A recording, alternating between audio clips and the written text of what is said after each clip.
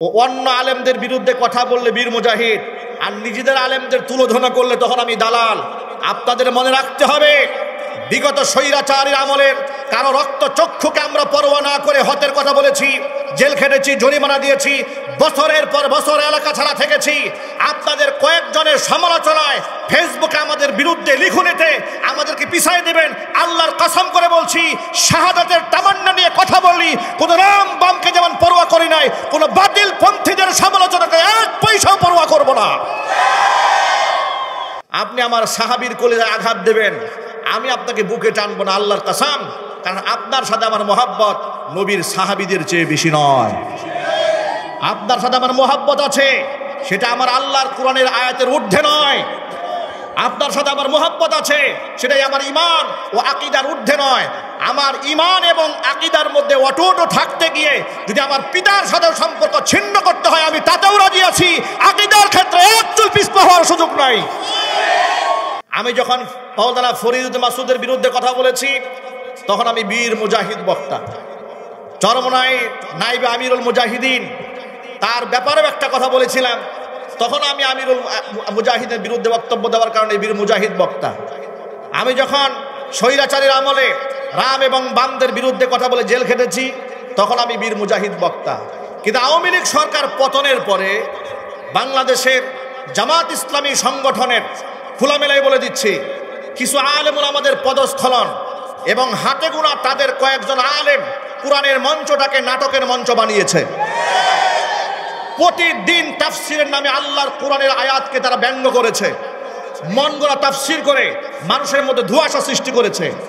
ইমানি দায়িত্ববোধ থেকে, কোনো দলীয় দায়িত্ববোধ থেকে নয়, ইমানি দায়িত্ববোধ থেকে একজন আলেম হিসেবে প্রতিবাদ জানিয়েছি, বলেছি।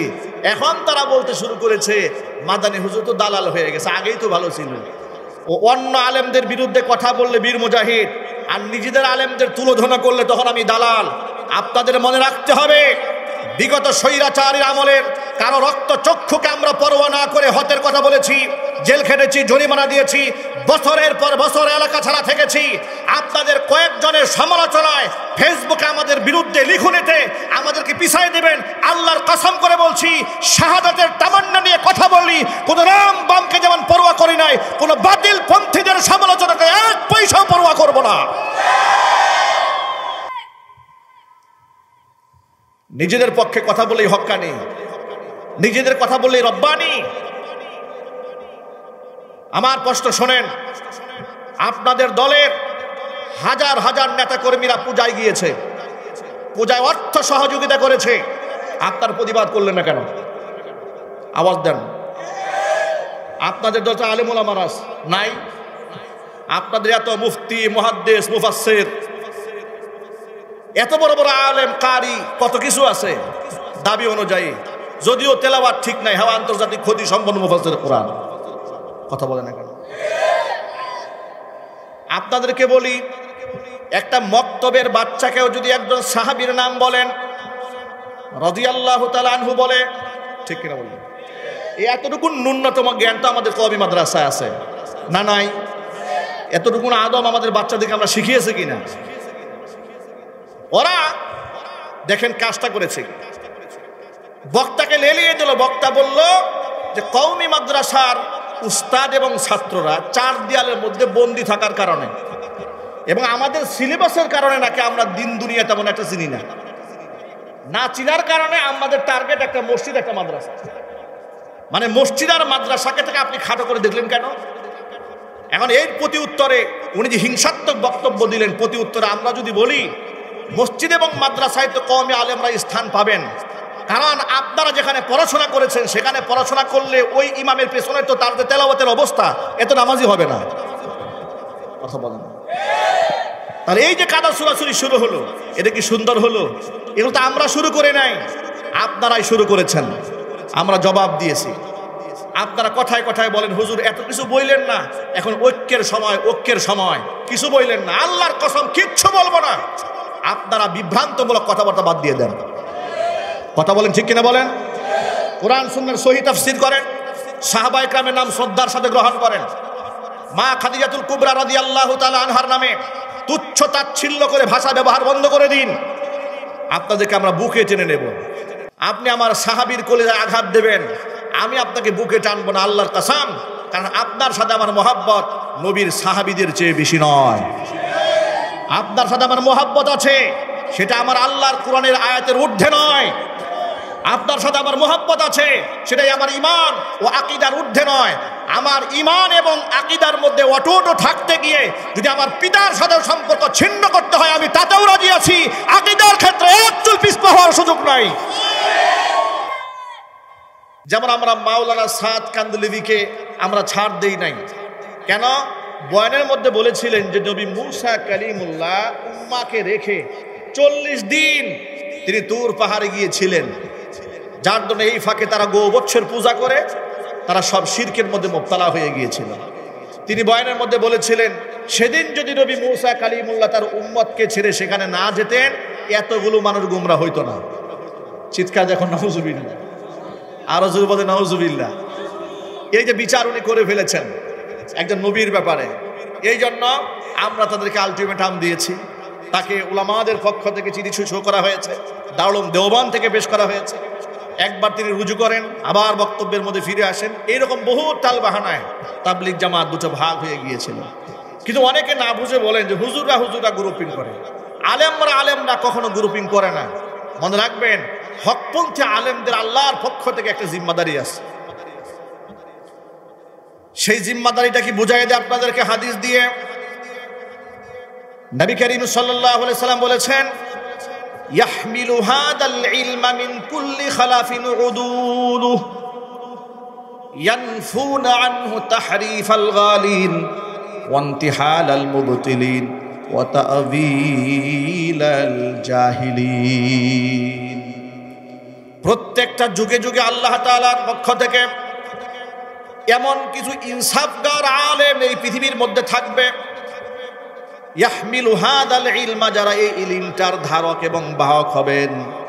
এত ইনসাফগার তারা, যদি এই ইলমের মধ্যে কেউ তাবদিল করে, ইয়ানফুনা আনহু তাহরিফাল গালিন, সীমা লঙ্ঘনকারীদের সীমা লঙ্ঘন, ওয়ান্তিহালাল মুবতিলিন, মিথ্যাবাদীদের সংযোজন, ওয়া তা'যীলাল জাহিলিন, মূর্খদের বিভ্রান্তিমূলক অপব্যাখ্যা, এই সমস্ত কিছুকে তারা আল্লাহর ভয়ে রোধ করে দেবে। প্রতি যুগে যুগে দেখবেন ইলম কালাম ছাড়া কিছু লোক সমাজে হাদিস নয় কিন্তু হাদিসের নামে চালিয়ে সমাজে ধর্মটাকে বিভ্রান্ত করে। ঠিক না ব্যাঠিক জুড়ে বলেন? যেমন স্বৈরাচারীর আমলে বয়াতি শিল্পীরা জাতীয় সংসদে দাঁড়িয়ে বলেছে, বুখারী, মুসলিম, তিরমিজি, আবু দাউদ, নাসাই, ইবনে মাজাহ, সিয়াসিত্তার কিতাব আমরাও পড়ছি। কথা বলে না কেন? এটা আবার কে বলেছেন? ফাইটটা যায় শিল্পী বলেছে। মানে এর চেয়ে দুঃখ আমাদের আর কি ছিল? জাতীয় সংসদে যখন কোনো নষ্টা, পুরো ভ্রষ্টা, চরিত্রহীন কোনো মহিলা যখন আলেম সমাজকে সবক দিত, তখন এদেশের অসংখ্য ওলামারা নীরবে নিবৃতে চোখের পানি ফেলতেন। ঠিক কিনা জোরে বলেন? আর আমাদের মতো কিছু লোক প্রকাশ্যে আমরা প্রতিবাদ করতাম। বিনিময়ে মামলার আসামি হয়েছে 6টা। কয়টা? স্বৈরাচার আমলে 6টা মামলার আসামি দিয়েছে। একবার দিয়েছে জামাতের মামলার আসামি, একবার দিয়েছে বিএনপির মামলার আসামি, একবার দিয়েছে হেফাজতের মামলার আসামি, আর একবার মামলায় নাম উঠলে পরবর্তী সিরিজ মামলা, এলাকায় মামলা হলেই নাম ঢুকিয়ে দেয়, মামলা হলেই নাম ঢুকিয়ে দেয়। এরকম কত টর্চার যা আমাদের উপর করেছে। ভাইরা আমার, এত কিছু উপেক্ষা করে জবান আমরা বন্ধ রাখিনি, আমরা জবান চালিয়েছি। মনে রাখবেন, আল্লাহর পক্ষ থেকে এই ইলম হচ্ছে আমানত। এই ইলম আমানত। মান রাআ মিনকুম মুনকারান ফালিয়ুগাইয়িরহু বিয়াদি, চোখের সামনে অন্যায় দেখলে হাত দিয়ে প্রতিবাদ করবে। ফাইন লাম ইয়াস্তাতি ফাবিলিসানি, হাত দিয়ে প্রতিবাদ করতে না পারলে জবান দিয়ে করবে। তাও যদি না পারে ফাবি কালবি, অন্তর দিয়ে পরিবর্তন আসবে। তাতেও যদি না হয় একেবারে লাস্ট স্টেশন, ওয়াদালিকা আযআফুল ঈমান, এটা হচ্ছে ইমানের লাস্ট স্টেশন, অন্তর দিয়ে ভাবা। কিন্তু ওয়ালাইসা ওয়ারাআ যালিকা হাব্বাতু খারদালিন মিনাল ঈমান, হাত দিয়েও প্রতিবাদ করলেন না, মুখ দিয়েও বললেন না, অন্তরে পরিবর্তনের চিন্তাও করলেন না, নবী করিম সাল্লাল্লাহু আলাইহি সাল্লাম বলেছেন, ঈমানের আর সরিষা দানাও এর মধ্যে বাকি নাই। এই জন্য আমরা তৎকালীন যুগে যদি কেউ ইলমের ক্ষেত্রে তাহারিফ করেছে, দ্বীনের ক্ষেত্রে অবমাননা করেছে, কাউকে আমরা ছাড় দেই নাই। টাকলা মুরাদ থেকে শুরু করে শামীম উসমান থেকে শুরু করে ধর্মের ব্যাপারে যারা এগুলো করেছে, যারা ধর্মীয় স্টেজে উঠে 70-80 রাকাত নফল নামাজের ঘোষণা দিয়েছে, আবার আলেম ওলামাদের সাথে খেলা হবে বলে হুঙ্কার দিয়েছে, ঠিক না ব্যাঠিক জুড়ে বলেন? আমরা তাদের বিরুদ্ধে কথা বলেছি। আমরা টাকলা মুরাদের বিরুদ্ধে কথা বলেছি, যখন একজন বরেণ্য আলেমকে লুচ্চা বলে গালি দিয়েছিল, প্রতিবাদ জানিয়েছি। এইভাবে যুগে যুগে সমস্ত রাম বাম তাদের বিরুদ্ধাচরণ তো করেছি, আবার জালেম শাসকের সাথে আতাত করে যে সমস্ত আলেমরা মাজলুম আলেমদের বিরুদ্ধে অবস্থান গ্রহণ করেছে, তাদেরকে আমরা ছাড় দেই নাই, তাদের বিরুদ্ধে আমরা জবান খুলেছি, ঠিক কিনা জুড়ে বলেন? যেমন উল্লেখ করি আপনাদের সামনে, ফরিদউদ্দিন মাসুদ হাদাহুল্লাহ হাফিজাহুল্লাহ, দুইটাই বলতে হয়, অনেক বড় আলেম, এই জন্য হাফিজাহুল্লাহ। হাদাহুল্লাহ বলেছে এই জন্য জুমহুর উলামাদের বিরুদ্ধে কাজ করেছেন, আল্লাহ পাক তাকে হেফাজত করে, জোরে কোন আমিন। তার বিরুদ্ধে আমরা তৎকালীন যুগে কথা বলেছি, যখন তিনি শাহবাগে গিয়েছিলেন, ছাড় দেই নাই তো তাকে আমরা। বাইতুল মুকাররম জাতীয় মসজিদের সাবেক খতিব, আমাদের কওমি অঙ্গনের আরেক সূর্য সন্তান ছিলেন মুফতি রুহুল আমিন সাহেব, কিন্তু কওমি অঙ্গনের এমনকি হক্কানিয়াতের ঝান্ডা বহন না করে স্বৈরাচারের সাথে আঘাত করে চলার কারণে আমরাই তাদের বিরুদ্ধে জবান খুলেছি। কথা বলতে হবে, ঠিক কিনা বলেন? তিনি কওমি জননী উপাধি দেওয়ার কারণে আমরা প্রতিবাদ করিনি, অসংখ্য আলেম ওলামা প্রতিবাদ করেছেন। এমনকি স্টেজে যেখানে কওমি জননী ঘোষণা করা হয়েছিল, সেখানে মধুপুর পীর সাহেব হুজুর তাৎক্ষণিক প্রতিবাদ জানাবার জন্য দাঁড়িয়ে যেতে চেয়েছিলেন, পরিস্থিতিকে সামাল দেওয়ার জন্য অসংখ্য ওলামারা তাকে সেখানে বসিয়ে দিয়েছিলেন। এমনকি তিনি স্বৈরাচারকে কওমি জননী উপাধি দেওয়ার কারণে স্বৈরাচারের কাছে কিছুটা আদরের থাকলেও আলেম ওলামাদের কাছে তিনি এক ঘরে হয়ে গিয়েছিলেন। কথা ঠিক কিনা জুড়ে বলেন? এই কথাগুলো কি সত্য না অসত্য? একটু জুড়ে বলতে হবে, সত্য না অসত্য? এরপরে কাফিল উদ্দিন সরকার সালেহী জান্নাতি নারী উপাধি দিয়ে দিলেন, তার বিরুদ্ধে আমরা জবান খুলেছি, ঠিক কিনা? গিয়াসউদ্দিন তাহেরি, আহারে, এ তো উস্তাজুল বাতিলিন, ঠিক কিনা বলেন? সমস্ত ভণ্ডদের উস্তাদ, ঠিক না? ভণ্ডদের আইডল এবং আইকন, তার বিরুদ্ধে আমরা কথা বলেছি। এইভাবে মাজার পূজারী, দরগা পূজারী, দুর্গা পূজারী সকলের বিরুদ্ধে আমরা দল মত নির্বিশেষে দেখি নাই কে আওয়ামী লীগ, কে বিএনপি, কে জামাত, কে জাতীয় পার্টি, অবলীলায় বলেছি। ওই আমলে কাউকে ছাড় দেয়নি। স্বৈরাচারের পতন হওয়ার পরে এই দেশের ইসলামপন্থী কিছু লোকেরা তারা পূজা করা শুরু করলো, আমরা তাদের বিরুদ্ধে জবান খুললাম, জবান খুলেছি তাদের বিরুদ্ধে। দেখলাম এই আমলে এসে তাদের কিছু আলেমরা নবী করিম সাল্লাল্লাহু আলাইহি সাল্লামের শান মানের বিরুদ্ধে বক্তব্য দিলেন। দেখলাম তাদের কিছু লোকেরা ইসলামের আইন কানুনকে বিভিন্ন জায়গায় তাহারিফ করছেন।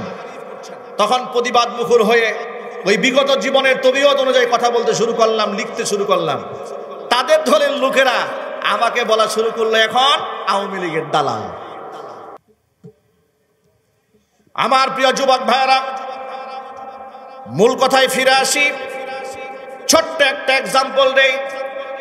তাদের একজন বক্তা স্টেজে উঠে এক মাহফিলে নয়, একাধিক মাহফিলে যেখানে যান সেখানে বলে বেড়ান মা খাদিজাতুল কুবরা রাদিয়াল্লাহু তাআলা আনহার ব্যাপারে। এই যে আমরা নামটা নেওয়ার সময় অটোমেটিক মুখ থেকে মাটা বের হয়ে যায়, সুবহানাল্লাহ বলেন। এটা তার প্রতি আমাদের ভক্তি, শ্রদ্ধা, মহাব্বতের নিদর্শন। কথা ঠিক নেবে ঠিক? এমন একজন মহিয়সী নারী উম্মুল মুমিনিন মা খাদিজাতুল কুবরা রাদিয়াল্লাহু তাআলা আনহা, তার ব্যাপারে বয়ান করতে গিয়া তিনি বলেন এই দুনিয়ার মধ্যে একটা মাত্র মহিলা, এবার ভাষাটা শোনেন, এই পৃথিবীতে একটা মাত্র মহিলা, যেই মহিলাকে আল্লাহ জান্নাতের সুসংবাদ দিয়েছেন, অথচ এই মহিলা জীবনে এক ওয়াক্ত নামাজ পড়ে নাই। জীবনে কোনো রোজা রাখে নাই, জীবনে হজ করে নাই, জীবনে জাকাত দেয় নাই, এক দিনের জন্য রোজা রাখে নাই, একটা টাকা জাকাতও দেয় নাই। এটা হচ্ছে ভাষা, ল্যাঙ্গুয়েজ। আমি তার বয়ানকে বিকৃত করবো না। পরবর্তী তিনি বলেছেন কেন করেন না, কারণ তার উপর এটা ফরজ হয় না। কি সুন্দর কথা শোনেন। অথচ উনি বলেন আমি সারা জীবনেই পড়ে দেখেছি, সারা জীবনেই পড়ে দেখেছি, তার জীবনে কোনো নামাজ পায় নাই। এমনকি আরো একটা মারাত্মক কথা বলেছে জীবনে একদিনের জন্য তিনি পর্দায় করেন না। এই হচ্ছে মা খাদিজাতুল কুবরার ব্যাপারে তার মুখের ভাষা। তিনি আবার আন্তর্জাতিক খ্যাতি সম্পন্ন মুফাসসিরে কোরআন। কথা বুঝে না মনে হয়? আচ্ছা, মা খাদিজার ব্যাপারে মুখ থেকে এই ধরনের বর্বর শব্দ বের হয়, আন্তর্জাতিক খ্যাতি সম্পন্ন না ক্ষতি সম্পন্ন? একটু জোরে বলতে হবে, খ্যাতি না ক্ষতি? আরো চিল্লায় বলেন। এই ক্ষতি সম্পন্ন বক্তা বলেছে জীবনেও নামাজ পড়ে নাই। এখন আমি আপনাদেরকে হাদিসের রেফারেন্স দিয়ে, ইতিহাসের পাতা থেকে রেফারেন্স দিয়ে কয়েকটা কথা বলে শোনেন। বললেন মা খাদিজাতুল কুবরা রাদিয়াল্লাহু তাআলা আনহার প্রথমত নামটা অসম্মানের সাথে নিয়েছেন। একটি বারের জন্য মা খাদিজা বলেন নাই, এক নাম্বার রং। দুই নাম্বার, একটা বারের জন্য রাদিয়াল্লাহু তাআলা আনহা মুখ থেকে উচ্চারণ করেন নাই, দুই নাম্বার রং। দুটাই চূড়ান্ত পর্যায়ের বেয়াদবি। ঠিক না ব্যাঠিক জোরে বলেন? চূড়ান্ত বেয়াদবি। মা খাদিজাতুল কুবরাকে মা মুখ থেকে আসার কথা না, কথায় কথা বলে খাদিজা খাদিজা খাদিজা, নাউজুবিল্লাহ মিন যালিক। গেল এক। এবার তার সে যে অপবাদগুলো দিয়েছে, অপবাদের জবাব শোনেন। মুস্তাদরাকে হাকিমের মধ্যে এসেছে, মুসনাদে আহমদের মধ্যে এসেছে, সিরাতে ইবনে হিশামের মধ্যে এসেছে, তবাকাতের মধ্যে এসেছে। এতগুলো কিতাব রেফারেন্স সহ বলছি। আউয়ালু মান সাল্লা মা'আন নবী সাল্লাল্লাহু আলাইহি ওয়াসাল্লাম খাদিজা বিনতু খুয়াইলিদ। আল্লাহর নবীর সাথে জীবনের প্রথম যিনি নামাজ পড়ার সৌভাগ্য অর্জন করেছিলেন, তিনি আমাদের মা উম্মাহাতুল মুমিনিন, তামাম পৃথিবীর সমস্ত মুমিন মুসলমানদের কলিজার টুকরা নয়নমণি উম্মুল মুমিনিন মা খাদিজাতুল কুবরা রাদিয়াল্লাহু তাআলা আনহা। আফিফ আল কিন্দি রাদিয়াল্লাহু তাআলা আনহু হুজুরের একজন সাহাবী, তিনি বলছেন রাআইতুন নাবিয়্য সাল্লাল্লাহু আলাইহি ওয়াসাল্লাম ইউসাল্লি বিমাক্কাতা হিনা যালাতিশ শামস। আমি নিজের চোখে দেখেছি নবী করিম সাল্লাল্লাহু আলাইহি ওয়াসাল্লাম মক্কায় থাকাকালে নামাজ ফরজ হওয়ার আগেই সূর্য যখন ঢলে গেছে তখন নামাজ পড়েছেন। ওয়া তুসাল্লি মাআহু খাদিজা রাদিয়াল্লাহু তাআলা আনহা, এবং রাসূলের সাথে মা খাদিজাও নামাজ পড়েছেন। যখন আল্লাহু আকবার। আপনাদেরকে আরেকটা তথ্য দিয়ে রাখি, মা খাদিজা রাদিয়াল্লাহু তাআলা আনহার ব্যাপারে উম্মুল মুমিনিন মা আয়েশা রাদিয়াল্লাহু তাআলা আনহা এই ব্যাপারে কি বলেছেন, নামাজের ব্যাপারে কি বলেছেন? মা আয়েশা রাদিয়াল্লাহু তাআলা আনহা বলেন তুফিয়াত খাদিজাতু ক্বাবলা আন তুফরাদাস সালাহ। নামাজ ফরজিয়াতের হুকুম আসার আগে মা খাদিজা রাদিয়াল্লাহু তাআলা আনহা ইন্তেকাল করেছেন। তাহলে প্রশ্ন হলো, নবীদের সাথে যে মা খাদিজা নামাজ পড়লেন সেটা কোন নামাজ? ওটা ফরজ নামাজ ছিল না, ওটা ছিল নফল নামাজ। সুবহানাল্লাহ বলবেন না? উপস্থাপনার ঢং তো এমন হওয়া উচিত যে নামাজের ফরজিয়াত আসার আগেই যিনি নামাজ পড়েছেন তার নাম হচ্ছে মা খাদিজা। সুবহানাল্লাহ বলেন। উপস্থাপনার ঢংটা তো এমন হওয়া উচিত, ঠিক কিনা বলেন? আবার এই বক্তা বললেন জীবনেও জাকাত দেয় নাই। আরে বাবা, জাকাত উনি কেমনে দিবেন? জাকাতের ফরজিয়াত এসে ওনার মৃত্যুর পরে। আপনি যে জাকাত নিয়ে তারে আয়েব দিলেন, দোষ দিলেন। এবার শোনেন, নবী করিম সাল্লাল্লাহু আলাইহি ওয়াসাল্লামের এই স্ত্রী আমাদের মা খাদিজা রাদিয়াল্লাহু তাআলা আনহা কিভাবে সম্পদ আল্লাহর পথে ব্যয় করেছেন। জাকাত তো আমরা ব্যয় করি পুরো সমাজের সম্পত্তির মধ্যে মাত্র 2.5%। কয় পার্সেন্ট জাকাত দেই? অথচ উম্মুল মুমিনিন মা খাদিজাতুল কুবরা রাদিয়াল্লাহু তাআলা আনহার ব্যাপারে হাদিস শরীফে এসেছে, তাফসীর কিতাবের মধ্যে এসেছে। যেমন সূরা দুহার একটা আয়াতের মধ্যে এসেছে ওয়া ওয়াজাদাকা দাল্লান ফাহাদা ওয়া ওয়াজাদাকা আইলান ফাআগনা। ও আমার নবী, আপনাকে আমি পথের অনুসন্ধানকারী পেয়েছি, আপনাকে আমি পথ দেখিয়েছি। ওয়া ওয়াজাদাকা দাল্লান, দাল্লান মানে বিভ্রান্ত না, এই তর্জমা করা যাবে না যে আপনাকে আমি বিভ্রান্ত পেয়েছি। না, হুজুর কখনোই বিভ্রান্ত ছিলেন না, পথের অনুসন্ধানী ছিলেন। সুবহানাল্লাহ। ফাহাদা, আমি আপনাকে রাস্তা দেখিয়েছি। ওয়াওয়াজাদাকা আইলান, আমি আপনাকে দরিদ্র পেয়েছি। ফাআগনা, আপনাকে আমি ধনী বানিয়ে দিয়েছি। তাফসীর কিতাবের মধ্যে এসেছে ফাআগনা বিমালি খাদিজা রাদিয়াল্লাহু তাআলা আনহা, খাদিজার সম্পদ দিয়ে আমি আপনাকে ধনী বানিয়ে দিয়েছি। এটা হচ্ছে তাফসীরের riwayat। এবার হাদিস থেকে তার সত্যায়ন শোনেন। উম্মুল মুমিনিন মা আয়েশা রাদিয়াল্লাহু তাআলা আনহা বলেন, যখনই খাদিজা রাদিয়াল্লাহু তাআলা আনহার আলোচনা হতো তখনই নবীজি সাল্লাল্লাহু আলাইহি ওয়াসাল্লাম মা খাদিজার ভূয়সী প্রশংসা করতেন। এত প্রশংসা করতেন, স্ত্রী আয়েশা রাদিয়াল্লাহু তাআলা আনহা বলছেন যে আমার খুব হিংসা হতো। ফাগিরতু, আমার একদিন খুব গায়রতে লাগলো। আমার গায়রতে লাগার কারণ আমি বলেই ফেললাম ইন্নাহা কানাত আজুজাতান, আপনার স্ত্রী খাদিজা তিনি বৃদ্ধা মহিলা ছিলেন, সেই কবে মারা গেছে। কদ আবদালাকাল্লাহু খাইরাম মিনহা, তার থেকে উন্নত, তার থেকে মেধাবী, ধী শক্তি সম্পন্ন আল্লাহ পাক আপনাকে স্ত্রী দান করেছেন। তো আপনি এখনো সেই বৃদ্ধা মহিলার কথা ভাবছেন। মা আয়েশা বলেন, আমি বললাম একটু হিংসা করে, হাজার হলেও সতীন তো, ঠিক কিনা বলেন? সতীনের সাথে কি খুব মহব্বত থাকে নাকি? কথা বলে না, মহব্বত থাকে বেশি। মা আয়েশা বলেন, আমার খুব হিংসা লাগলো, আমি বলেই ফেললাম, আমার কষ্ট লাগে, খালি তার প্রশংসা হয়। আমি বললাম, তিনি কি জবাব দিলেন শোনেন। যখন আমি তাকে বললাম যে তার থেকে এত উত্তম রমণী আল্লাহ পাক আপনাকে দান করেছেন, নবীজি তখন কসম করে বলেন, আয়েশা রে শোনো, ফাওয়াল্লাহি মা আবদালানি আল্লাহু খায়রাম মিনহা, খাদিজার চেয়ে উন্নত এবং চরিত্রবান, খাদিজার চাইতে বেশি উত্তম রমণী আল্লাহ পাক আমার জীবনে আর উপহার দেন নাই। আরো জোরে বলতে হবে সুবহানাল্লাহ। এবার আল্লাহর নবী নিজের পক্ষ থেকে কিছু ব্যাখ্যা দাঁড় করায় দিলেন। শোনো খাদিজা, শোনো আয়েশা, কদ আমানাত বি ইয কাফারা বিয়ান নাস, লোকেরা যখন আমাকে অস্বীকার করেছে সেই সময় আমার খাদিজা আমার উপর ঈমান এনেছে। ওয়া সাদ্দাকাতনি ইয কাযযাবানি আন-নাস, লোকেরা যখন আমাকে মিথ্যাবাদী বলেছে আমার খাদিজা আমাকে সত্যবাদী বলেছে।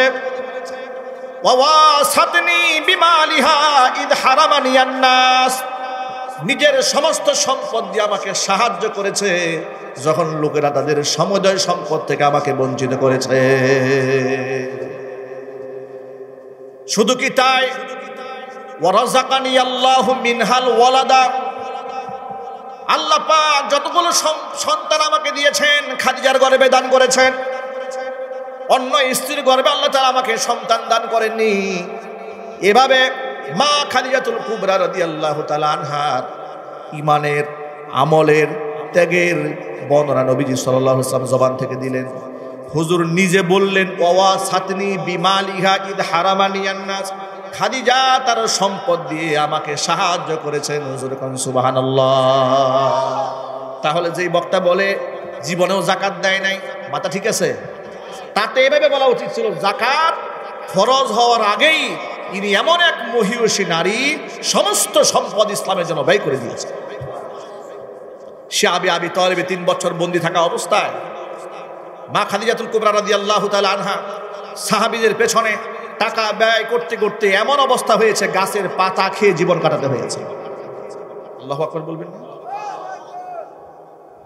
এবার শুনেন আরেকটা মারাত্মক আপত্তি। সে আপত্তিটা কি? আপত্তি হলো জীবনেও নাকি পর্দায় থাকে নাই। এই কথাটা শুনলে আমাদের ব্রেনে কি আসে? জীবনেও পর্দা করে নাই একটা নারী। এই কথাটা যদি আমরা সাধারণ মানুষ শুনে তো তার মগজের মধ্যে একটা জিনিস আসে যে আমাদের সমাজের মেয়েরা যেমন বেপর্দায় ঘুরে বেড়ায়, আমাদের মা খাদিজাও মনে হয় এইরকম বেপর্দায় ঘুরে বেড়াতো। এরকম একটা স্মৃতি মাথায় আসে না? অথচ হাদিসে কি আসে শুনেন, জাহিলি যুগে যখন পর্দার বিধান নাজিল হয় নাই, সেই আমলে মা খাদিজাতুল কুবরা রাদিয়াল্লাহু তাআলা আনহার উপাধি ছিল তহেরা, মানে পবিত্র নারী। আরো জোরে সুবহানাল্লাহ বলতে হবে, আরো জোরে কোন আল্লাহু আকবার। যে যুগে পর্দার বিধানই নাজিল হয় নাই, সেই জাহিলি যুগে আমার মা, আমাদের কলিজার টুকরা নয়নমণি জান্নাতের রমণীদের সর্বোচ্চ সম্মান এবং মর্যাদার অধিকারী মা খাদিজাতুল কুবরা রাদিয়াল্লাহু তাআলা আনহার ব্যাপারে গোটা আরববাসীরা সাক্ষী দিয়েছে, তার উপাধি হচ্ছে তাহিরা, তিনি পবিত্র নারী। আপনি এমন একজন মহিয়সী নারীর নামটা বলার সময় আদব রক্ষা করেন না, মুখে যা আসে তাই বলেন। ইনি হচ্ছেন আমাদের সেই মা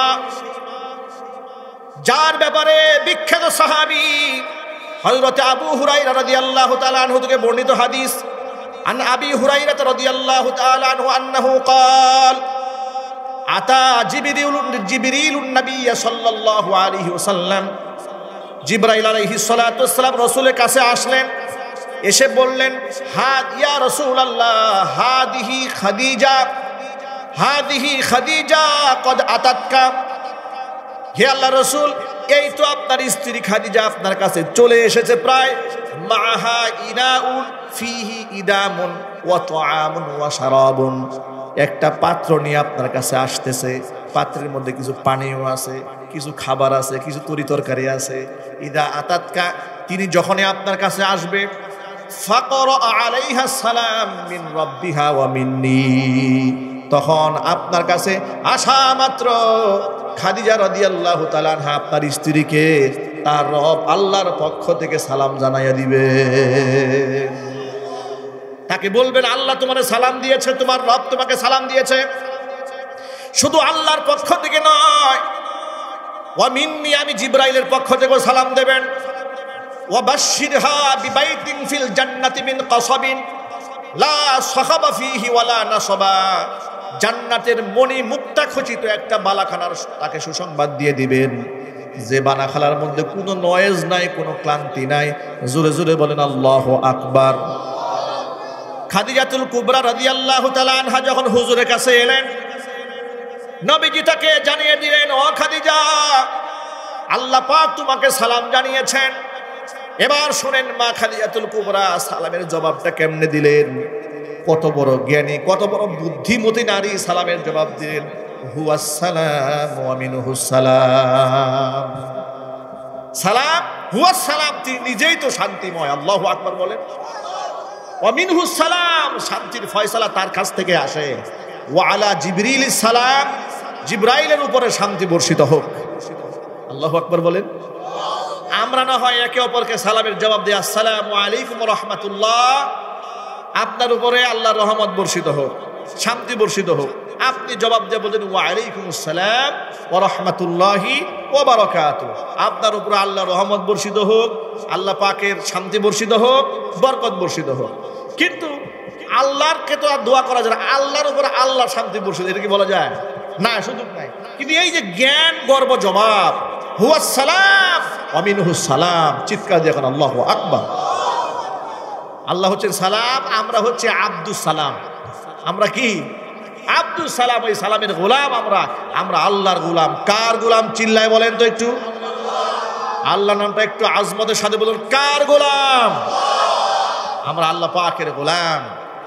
উম্মুল মুমিনিন মা খাদিজাতুল কুবরা রাদিয়াল্লাহু তাআলা আনহাকে আল্লাহ বেহেশতের সুসংবাদ দান করেছেন, মণিমুক্তা খচিত জান্নাতের সুসংবাদ দিলেন। কেন? মুহাদ্দিসিনে কেরাম হাদিসের এই অংশের ব্যাখ্যা নিচে লিখেছেন। কি লিখলেন? মণিমুক্তা খচিত ওই জান্নাত, যে জান্নাতের মধ্যে কোনো নয়েজ নাই, কোনো ক্লান্তি নাই। ব্যাখ্যাটা কি? ব্যাখ্যা হচ্ছে, মা খাদিজা নবীজি সাল্লাল্লাহু আলাইহি ওয়াসাল্লামের জন্য এত এত কষ্ট করেছেন। ২৫০০ ফিট উঁচা ওই পাহাড় জাবালে নূর, এত বিশাল বড় পাহাড়। আপনারা যারা মক্কায় গিয়েছেন দেখেছেন, পাহাড়ের নিচ থেকে উপরের দিকে তাকালে মানুষগুলো পিঁপড়ার মতো ছোট্ট ছোট দেখা যায়। বয়োবৃদ্ধা একজন নারী হুজুরের জন্য খাবার নিয়ে বেয়ে বেয়ে উপরে উঠতেন, আবার নামতেন। আমি বড় অবাক হয়ে যাই, তৎকালীন যুগে সে আমলে একটা নারী কত কষ্ট না করেছেন, এত ক্লান্ত পরিশ্রান্ত হয়েছেন, কিন্তু কোনোদিন ক্লান্তি নিয়ে নবীজির কাছে অভিযোগ দায়ের করেন নাই। এই জন্য আল্লাহ পাক কেমন যেন জানিয়ে দিয়েছেন, ও খাদিজা, তুমি যে আমার হাবিবের জন্য এত কষ্ট করো, কোনো ক্লান্তিকে ক্লান্তি মনে করো না। কষ্টরে কষ্ট মনে করো না, তোমার জন্য ওই জান্নাত রয়েছে যে জান্নাতের মধ্যে তোমার কোনো ক্লান্তি থাকবে না। জোরে জোরে বলেন আল্লাহু আকবার। এই জন্য আমি আমার মাইকের আওয়াজ বাহিরে যাচ্ছে, সকল মা বোনদেরকে বলছি, মায়েরা বোনেরা, আপনার জন্য আদর্শ হচ্ছে উম্মুল মুমিনিন মা খাদিজাতুল কুবরা রাদিয়াল্লাহু তাআলা আনহা, আপনার জন্য আদর্শ হচ্ছে উম্মুল মুমিনিন মা আয়েশা সিদ্দিকা রাদিয়াল্লাহু তাআলা আনহা। পৃথিবীর কোনো নায়িকা, দুনিয়ার কোনো গায়িকা, বেপর্দা কোনো মহিলা, কোনো টিকটকার, কোনো ব্লগার আমার মা বোনদের আদর্শ হতে পারে না। মুসলিম মা বোনদের আদর্শ হবে মা খাদিজাতুল কুবরা রাদিয়াল্লাহু তাআলা আনহা। ঠিক কিনা বলেন? এখানে অনেক ভাইরা আছেন, একটা ছোট্ট করে কথা বলি। বর্তমান সমাজে আমাদের এই সমাজ ব্যবস্থা নিয়ে কত প্রকারের, কত রকমের, কত ধরনের ষড়যন্ত্র আছে, তার কোনো ইয়ত্তা নাই, তার কোনো হিসাব নাই। স্বৈরাচার দেশ থেকে চলে গেলেও তারা গোটা দেশের রন্ধ্রে রন্ধ্রে, পরতে পরতে যে হিন্দুত্ববাদ রেখে গেছে, সেটা কিন্তু বিদায় হয় নাই। কথা বলতে হবে, ঠিক কিনা? তার একটা বড় চক্রান্তের অংশই হচ্ছে ইসকন চক্রান্ত। এই হিন্দুত্ববাদী, উগ্র হিন্দুত্ববাদী, সন্ত্রাসী এই হিন্দুরা, তারা এই দেশের মুসলমানদের ইমান, আমল, আখলাক, তাহজিব, তামাদ্দুন নিয়েই শুধু ষড়যন্ত্র করে না, তারা এই দেশকে নিয়েও ষড়যন্ত্র করে। তারা এই দেশকে অখণ্ড ভারত মনে করে। তার বড় প্রমাণ গাজীপুরের সিটি কর্পোরেশনের 47 নং ওয়ার্ডের মাওলানা মুহিবুল্লাহ মাদানী হাফিজুল্লাহকে যখন তারা কিডন্যাপ করে নিয়ে গেল, অপহরণ করে নিয়ে গেল, নিয়ে যাওয়ার পর তো সেখানে চিঠির মধ্যে লেখা ছিল, উনি তো বর্ণনার মধ্যে বলেছেন যে সুকৌশলে জুমার বয়ানে অখণ্ড ভারতের পক্ষে কথা বলতে হবে। এই ধরনের কথা তার মুখ থেকে না বলার অপরাধে এই উগ্র হিন্দুত্ববাদী সংগঠন, এই ইসকনের সদস্যরা তাকে গুম করেছিল। এত স্পষ্ট বর্ণনা আমাদের সামনে আসার পরেও এই রাষ্ট্রে ইসকন কেন নিষিদ্ধ হবে না, এটা আমরা জানতে চাই। আওয়ামী লীগ যদি সন্ত্রাসী কর্মকাণ্ডের কারণে নিষিদ্ধ হতে পারে, আওয়ামী লীগের মতো জঘন্য এবং ওর থেকেও জঘন্য ইসকন, সেটা অবশ্যই নিষিদ্ধ হতে হবে। কথা বলতে হবে, ঠিক কিনা বলুন?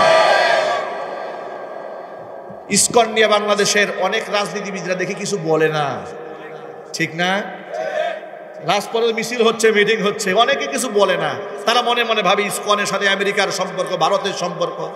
এখন আমরা যদি সামনে নির্বাচন ইসকনের বিরুদ্ধে বলি, দাদা বাবুরা নারাজ হবে, আমেরিকা নারাজ হবে, এই জন্য একটু চুপচাপ থাকি, আগে ক্ষমতায় গিয়ে নেই, একটু মোহাব্বত ঠাট্টা মুশরিকদের সাথে। এই জন্য কেউ কেউ তো বলে ভারত আমাদের বন্ধু। আমি আজকের মাহফিল থেকে আপনাদের স্পষ্ট জানিয়ে দিচ্ছি, যে লোক বলবে ভারত আমাদের বন্ধু, সে বাংলাদেশের 1 নম্বরের শত্রু। একদম সাফ কথা। যে বলবে ভারত আমাদের বন্ধু, আমরাও বলবো আপনি বাংলাদেশের 1 নম্বরের শত্রু। আর আগামী নির্বাচনে জাতির কোনো শত্রুকে এদেশের মানুষেরা গ্রহণ করবে না। সমস্ত শত্রুকে প্যাকেট করে স্বৈরাচারের কাছে পাঠিয়ে দিতে হবে। রাজি আছেন কিনা? 2 হাত দেখতে চাচ্ছি আমি। আল্লাহ পাক কবুল করেন, জোরে কোন আমিন। ইসকন সদস্যদের অনেকগুলো প্ল্যাটফর্ম আছে, অনেকগুলো কাজ আছে।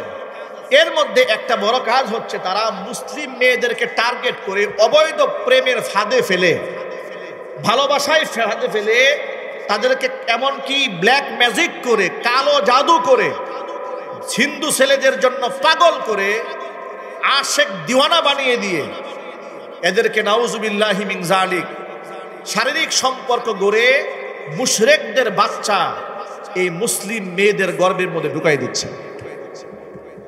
এর বহুত ঘটনা ইতিমধ্যে বাংলাদেশে প্রমাণ সহ পাওয়া গেছে। কথা বলতে হবে, ঠিক কিনা বলেন?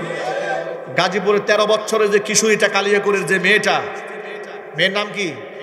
আয়েশামণি, ওর সাথে যে কুলাঙ্গার এই অপকর্মটা করেছে, ধর্ষণ করেছে, এই কুলাঙ্গার হিন্দুর ফাঁসি হোক, এটা আমরা চাই না? আরো জোরে বলতে হবে, চাই না? এখন শুধুমাত্র ফাঁসি হবে তাই নয়, আমাদের বোন যারা আছেন তাদেরকেও সাবধান রাখতে হবে। স্কুলে, কলেজে, বিশ্ববিদ্যালয়ে, কর্মসংস্থানে মেয়েকে ছেড়ে দিয়েছেন, আর মেয়ে অবলীলায় প্রেম করে বেড়াচ্ছে। কে হিন্দু, কে মুসলমান, কে বুদ্ধ, কে খ্রিস্টান, চোখে দেখে না। একে তো অবৈধ প্রেম রিলেশনশিপ হারাম, জিনা, কবিরা গুনাহ। দ্বিতীয়ত সেটা যদি আবার মুশরিকদের ট্যাপ হয়, চক্রান্ত হয়, সেটা কত বড় ভয়াবহ। আল্লাহ না করুন আমার মা বোনরা শুনতে পাচ্ছেন, মায়েরা বোনেরা, এই কথা রেকর্ড হচ্ছে অনলাইন সোশ্যাল মিডিয়াতে, গোটা বিশ্বময় ছড়িয়ে পড়বে। এ কথাটা কান খুলে শুনে রাখেন।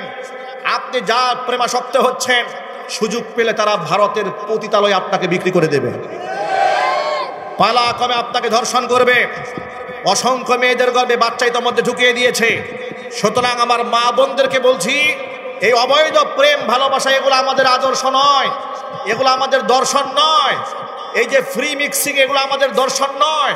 ইউনিভার্সিটিতে বয়ফ্রেন্ড গার্লফ্রেন্ড, এগুলো আমাদের কালচার নয়। আমাদের কালচারের নাম হচ্ছে ইসলাম। আমাদের জীবন দর্শনের নাম কি? আমাদের সংবিধানের নাম কি? ইসলাম। এই বাংলাদেশে প্রতিষ্ঠিত হোক, এটা আপনারা চান? আরো জোরে বলুন। ব্যক্তি জীবনে, সামাজিক জীবনে, আন্তর্জাতিক অঙ্গনে, রাষ্ট্রীয় অবকাঠামোতে, প্রতিটা সেক্টরে ইসলাম প্রতিষ্ঠিত হোক। কারা কারা চান? দুহাত দেখতে চাচ্ছে। মন থেকে চাচ্ছেন তো? একটু জোরে বলেন, মন থেকে চাচ্ছেন? আল্লাহ পাক যেন আমাদের ঐক্যবদ্ধ থাকার তৌফিক দান করেন। আর চিৎকার দিয়ে এখন আমিন। আল্লাহ রাব্বুল আলামিন যেন আমার মা খাদিজাতুল কুবরা রাদিয়াল্লাহু তাআলা আনহার মতো আমার সকল মা বোনদেরকে আবেদা জাহিদা হিসেবে কবুল করে নেন। জোরে বলেন আল্লাহুম্মা আমিন। প্রিয় যুবক ভাইরা, মা বোনেরা আমার, নবী করিম সাল্লাল্লাহু আলাইহি সাল্লাম বলেছেন, মান তাশাব্বাহা বিকাউমিন ফাহুয়া মিনহুম। এই পৃথিবীতে যে যার সাদৃশ্য অবলম্বন করবে সে তাদেরই দলভুক্ত বলে গণ্য হয়ে যাবে। যদি আপনি মুশরিকদের অনুসরণ করেন তাদেরই দলভুক্ত হবেন।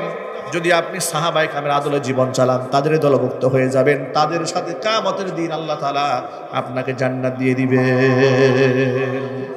ও যুবক ভাইরা, টাকনুর নিচে কাপড় পরবেন, টাকনুর উপরে কাপড় পরবেন, কারণ টাকনুর নিচে কাপড় পরা হালাল না হারাম? হাদিস থেকে শোনাই, নবী করিম সাল্লাল্লাহু আলাইহি সাল্লাম বলেছেন, মা আসফালা মিনাল কাবাইনি মিনাল ইজারি ফিন্নার। যেই ব্যক্তি টাকনুর নিচে কাপড়, পাজামা, লুঙ্গি, জামা যাই পরুক না কেন, যে অংশ থাকবে ওই অংশ জাহান্নামে যাবে। মানে হচ্ছে টাকনুর নিচে কাপড় পরা হচ্ছে কবিরা গুনাহ। এটা এমন এক কবিরা গুনাহ যে গুনাহ মানুষদেরকে জাহান্নামের আগুনে নিয়ে যাবে। হারাম, এগুলো করা যাবে না। যুবক ভাইরা, ইসলাম মানে আল্লাহ আপনাকে ইজ্জত বাড়াই দিবেন। ছোট্ট একটা ঘটনা বলে আলোচনা শেষ দিকে নিয়ে যাবো। আপনাদের বেশি কষ্ট হচ্ছে? বেশি কষ্ট হচ্ছে? ওমর ইবনুল খাত্তাব রাদিয়াল্লাহু তাআলা আনহু, তিনি যখন ফিলিস্তিন সফরে যাবেন, এই সফরে যাওয়ার সময় একেবারে জীর্ণ শীর্ণ একটা উটে সওয়ার হয়ে একেবারে সাদামাঠা একটা কাপড় পরে রওনা হয়েছে। এমন একটা কাপড় কোনো কোনো বর্ণনার মধ্যে পাওয়া যায় যে 30-40 জায়গার মধ্যে এটা সেলাই করাইছেন। তো এরকম একটা জামা পরে উনি যাবেন। সাথী সঙ্গী যারা আছে সাহাবায়ে কেরাম, তারা মনে মনে চাচ্ছিলেন যে আমিরুল মুমিনিন যদি জামাটা চেঞ্জ করে একটা ভালো জামা পরে যেত, আমাদের মুসলমানদের একটা স্ট্যাটাস আছে না, একটা সম্মান আছে না, এটা ঠিক থাকতো। কিন্তু এই কথাটা, এই প্রস্তাবটা সাহাবায়ে কেরামের পক্ষ থেকে যে কেউ নিয়ে যে উমরের কাছে যাবে এই সাহস পাচ্ছেন না। কারণ হযরত উমরকে আল্লাহ তাআলা এমন একটা রূপ দিয়েছিলেন, হাদিস শরীফে এসেছে, যে রাস্তায় উমর হাঁটে সেই রাস্তায় শয়তানও হাঁটে না। একটু জোরে আল্লাহু আকবার বলেন। না, আমি তার ফারুক, আল ফারিকু বাইনাল হক ওয়াল বাতিল, সত্য মিথ্যার মধ্যে পার্থক্য সূচিত করে দিতেন। এমন একটা মেজাজি সাহাবী আল্লাহ পাক তাকে বানিয়ে দিয়েছিলেন। তো হযরত উমরের কাছে কে যাবে? কেউ যাচ্ছে না, সাহস পায় না। কিন্তু সবাই নিজেরা নিজেরা সমালোচনা করছে, পর্যালোচনা করছে, আত্মসমালোচনা করছে, কি করা যায়, কি করা যায়, কি করা যায়। তারা নিজেরা সিদ্ধান্ত নিলেন এই প্রস্তাব একমাত্র একজন নিয়ে যেতে পারেন। তিনি হযরতে আলী কাররামাল্লাহু ওয়াজহা, আহলে বাইতের সদস্য, আবার নবীর মেয়ের জামাই। তিনিই পারবেন এই প্রস্তাব নিয়ে যেতে। এই প্রস্তাব তিনি ছাড়া কেউ নিতে পারবেন না। সকলে মিলে হযরত আলীকে ধরলেন। হযরত আলী কাররামাল্লাহু ওয়াজহা এবার প্রস্তাব নিয়ে হযরত উমরের সামনে গেলেন।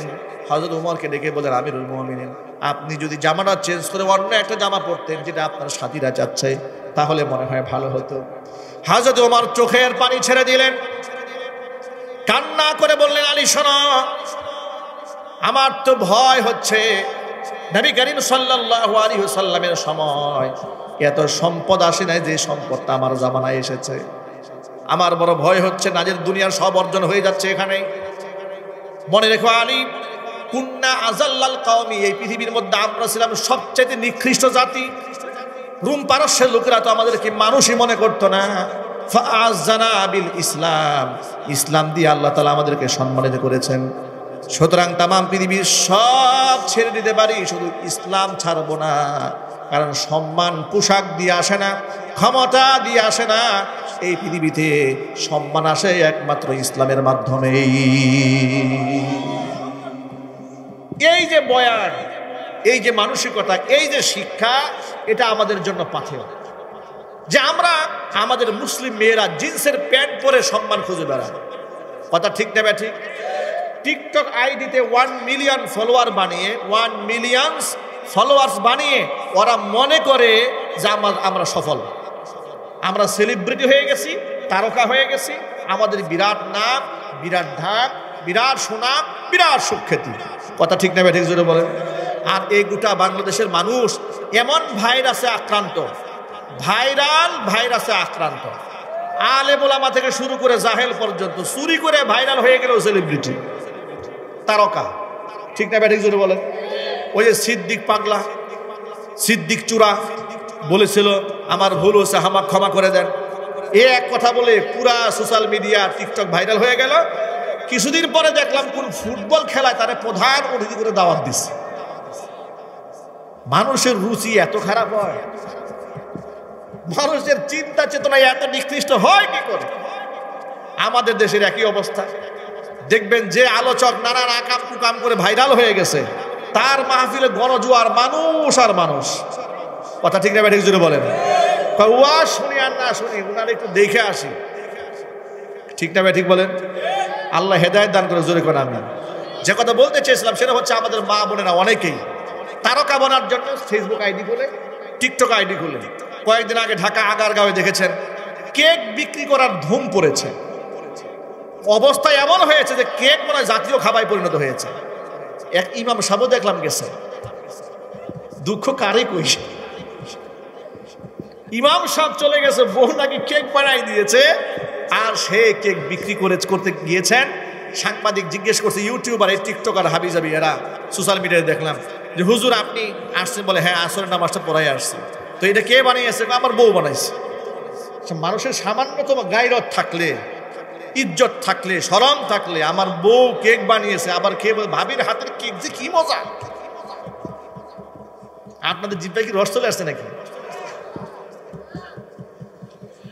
মানে এই যে অবস্থা, গায়রত, আত্মমর্যাদা বোধ বলতে কিছু নাই, সব ভাইরাসে আক্রান্ত। কথা ঠিক না ঠিক জোরে বলেন। আমাদের আত্মমর্যাদা থাকা উচিত, আমাদের গায়রত থাকা উচিত। আমাদের মেয়েরা রাস্তা রাস্তা কেক বিক্রি করবে, এটা মুসলিম সংস্কৃতির অন্তর্ভুক্ত নয়, মুসলিম সভ্যতার অন্তর্ভুক্ত নয়। আর এগুলো আমাদের মা বোনরা সম্মানের জন্য করে বেড়াচ্ছে। আল্লাহ পাক মা বোনদের বুঝার তৌফিক দান করেন। একটা হাদিস বলে বয়ান শেষ দিকে নিয়ে যাচ্ছি। নবী করিম সাল্লাল্লাহু আলাইহি ওয়াসাল্লাম এমন একটা চমৎকার কথা বলেছেন। হুজুরের সব কথাই তো চমৎকার, কিন্তু বর্তমান জমানার সাথে একটা কথা এমন ভাবে সেট হয়ে যাচ্ছে। আল্লাহর নবী সাল্লাল্লাহু আলাইহি ওয়াসাল্লামের সাহাবী রাইসুল মুফাসসিরিন আব্দুল্লাহ ইবনে আব্বাস রাদিয়াল্লাহু তাআলা আনহু, তিনি হাদিসের রাবী, তিনি বলছেন আন আব্দুল্লাহ ইবনে আব্বাস রাদিয়াল্লাহু তাআলা আনহুমা قال خرج رسول الله صلى الله عليه وسلم فصلى بالعيد। নবী করিম সাল্লাল্লাহু আলাইহি ওয়াসাল্লাম ঈদের দিন বের হলেন, ঈদের দিন জামাতে নামাজ আদায় করলেন। থুম্মা খাতাবা, এরপরে খুতবা দিলেন, পুরুষদের সামনে একটা খুতবা দিলেন। খুতবা দেওয়ার পরে ফাতান নিসা, তিনি নারীদের সামনে গেলেন, মহিলাদের সামনে গিয়া বললেন ইয়া মাশারান নিসা, ইয়া মাশারান নিসা তাসাদদাকনা, তোমরা বেশি বেশি সদকা করো। ফা ইন্নী উরিতুকুন্না আকসার আহলিন নার, আমাকে দেখানো হয়েছে তোমাদের অধিকাংশরাই জাহান্নামী। জোরে করে নাউজুবিল্লাহ। জাহান্নামের অধিকাংশ বাসিন্দা তোমাদেরকে দেখানো হয়েছে, মানে নারীরা অধিকারে তারা জাহান্নামে যাবে, এটা আমি নবীজি সাল্লাল্লাহু আলাইহি ওয়াসাল্লামকে দেখানো হয়েছে। তখন তারা বললেন ফাকুলনা ওয়া বিমা যাকা ইয়া রাসূলুল্লাহ, মেয়েরা বললেন, হে আল্লাহ রসুল, তুই এটা কোন পাপের কারণে এত মানুষ আমরা জাহান্নামে যাব? হুজুর বললেন, দুইটা বড় পাপ আছে, কমন দুইটা পাপ। সেটা কি? এক নাম্বার হচ্ছে তুকসিরনাল লানা, তোমরা প্রচুর পরিমাণ লানত দাও। একটু মেজাজ খারাপ হয়ে গেছে, ছেলেকে লানত দেয়, মেয়েকে লানত দেয়, প্রতিবেশীকে লানত দেয়, ঝগড়া লেগেছে, বান্ধবীকে লানত দেয়। কথা ঠিক নেবে ঠিক? এমন পর্যায়ে হয়ে যায়, লানত দিতে দিতে দিতে দিতে এক পর্যায়ে নিজের উপর লানত দিয়ে বলে, আল্লাহ আর ভাল লাগে না, আমার উঠাই নিয়ে যায়। ঠিক নেবে ঠিক? এটা একটা অন্যায়, এটা করবেন না। মিজাজ বেশি খারাপ হয়ে কি বলবেন? হাদাকাল্লাহ, রাহিমাকাল্লাহ, আল্লাহ তোর উপর রহমত নাজিল করুন, আল্লাহ তোর হেদায়েত দান করুন। এই কথাগুলো আমার মা বোনরা বলবেন, বলেন ইনশাআল্লাহ। তারা তো শুনেছে, না শুনলে এই দাওয়াতটা বাল্লিগু আন্নি ওয়ালাউ আয়া পৌঁছে দিবেন। বাচ্চাকে যাতে কখনো লানত না দেয়, বা পিতা মাতার দোয়া কিংবা বদদোয়া 100% কবুল হয়ে যায়। আল্লাহ পাক আমাদের জবানকে হেফাজত করুন। 2 নাম্বার পাপ হচ্ছে ওয়াতাকফুরুনাল আশির, প্রচুর পরিমাণ স্বামীদের নাফরমানি আছে না নাই? 10 বছর 12 বছর সংসার হয়েছে, একটু কথা কাটাকাটি হয়েছে, মুখের উপর বলে যে বিয়ের পর থেকে তোমার ঘরে সুখ কি জিনিস চোখে দেখলাম না। ঠিক না? আরেকটা কমন কথা আছে, সেই কমন কথা কি জানেন? একমাত্র আমি দেখেই তোমার সংসারটা করলাম, আর কেউ সংসারটা করতো না। ঠিক কিনা বলেন? এগুলা সব বউরাই মোটামুটি স্বামীদেরকে বলা শেষ। এর পরের যে অংশটা, এর পরের অংশটা, এটা হচ্ছে মূল অংশ, এখনো আসল অংশে আসি নাই।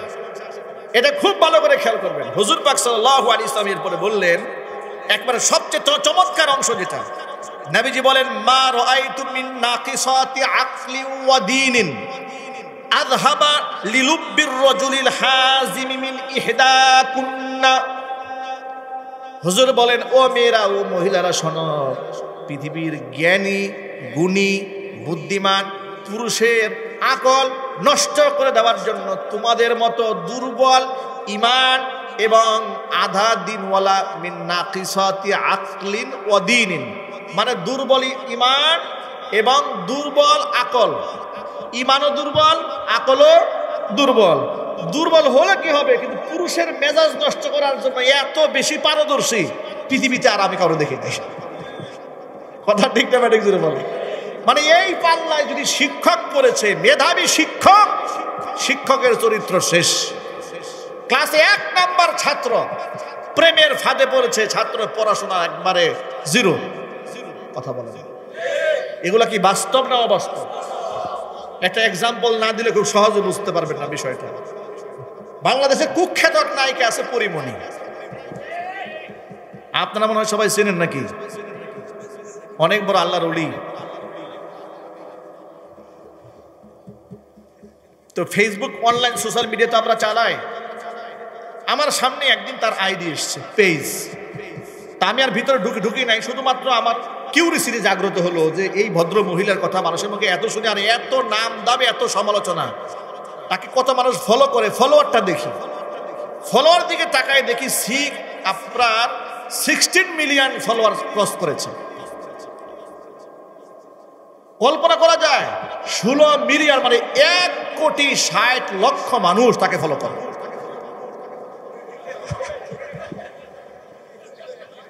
একটু নাউজুবিল্লাহ বলা যাবে না ভাই? দেখছেন যুবক বলে মারহাবা, কি খুশি,